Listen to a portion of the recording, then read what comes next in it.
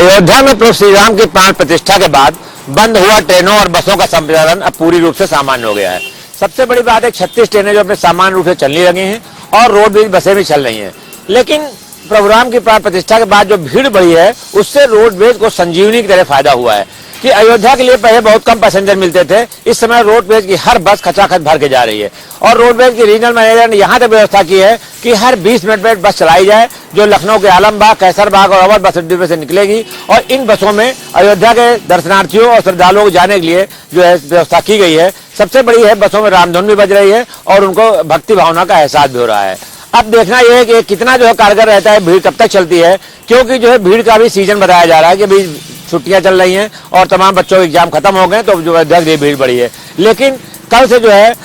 आस्था ट्रेनें भी चलने लगेंगी और जो है बसें भी चल रही है तो अयोध्या में भीड़ स्वाभाविक है। लेकिन रोडवेज की बात जहां खस्ता थी इन समय जो है इससे आस्था जो है ट्रेनों चलने से वहां भीड़ बढ़ी और बसों से जो आमदनी है इससे रोडवेज की बल्ले बल्ले है और रोडवेज का करोड़ों रुपए का हर महीने फायदा भी होने की उम्मीद की जा रही है। यानी कि प्रभु राम की जो है प्राण प्रतिष्ठा रोडवेज के लिए संजीवनी साबित हो रही है।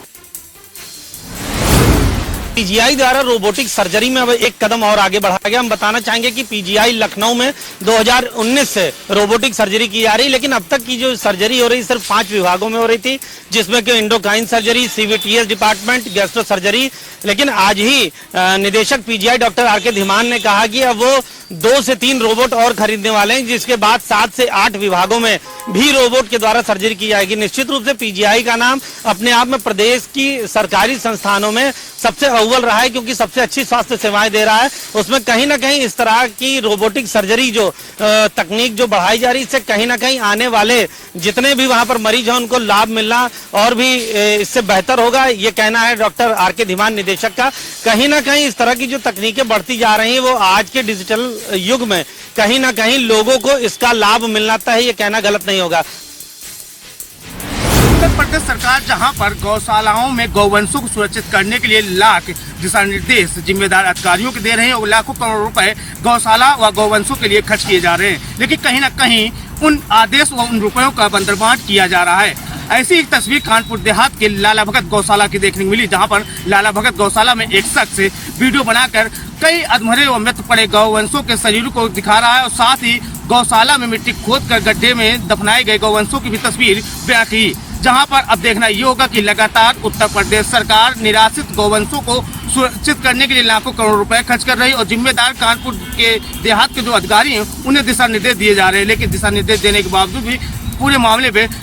सरकार के आदेश हवा हवाई साबित हो रहे हैं। अब देखना ये होगा कि लगातार इन गौशालाओं में गौवंशों की जो स्थितियां दयनीय होती जा रही है उस पर क्या अब कानपुर देहात के जिम्मेदार कुछ कार्रवाई कर पाएंगे या इसी तरीके से कानपुर देहात के जिम्मेदार अधिकारियों की लापरवाही बनी रहेगी और गौशालाओं में गौवंश मौत की गाल में समाते रहेंगे।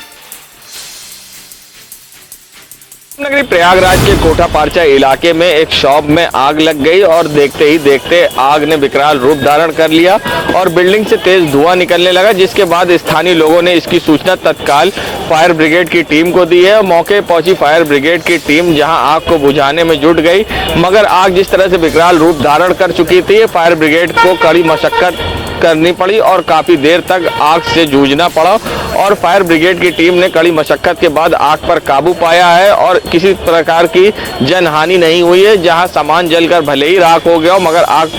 पर फायर ब्रिगेड की टीम ने पूरी तरह से काबू पा लिया है और आग को बुझा दिया है, जिससे कि आसपास के क्षेत्रों के लोगों की भीड़ भी जमा रही।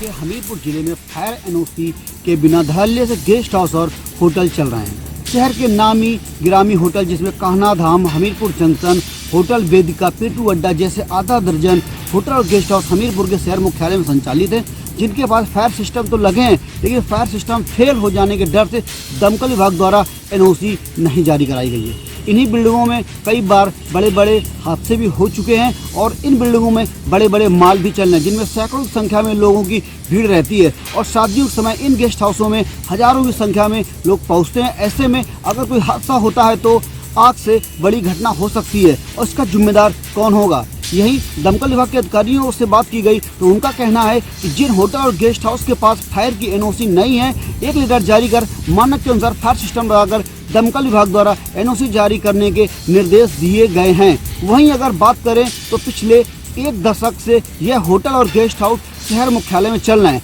जिन पर आज तक न तो कोई कार्रवाई हुई है और न ही कोई फायर विभाग द्वारा एनओसी जारी की गई है। ये जो बड़े स्तर पे जो खेल चल रहा है फायर फाइटिंग का, ये कब तक जारी रहेगा? हमीरपुर से अंकित पांडे, जनता टीवी।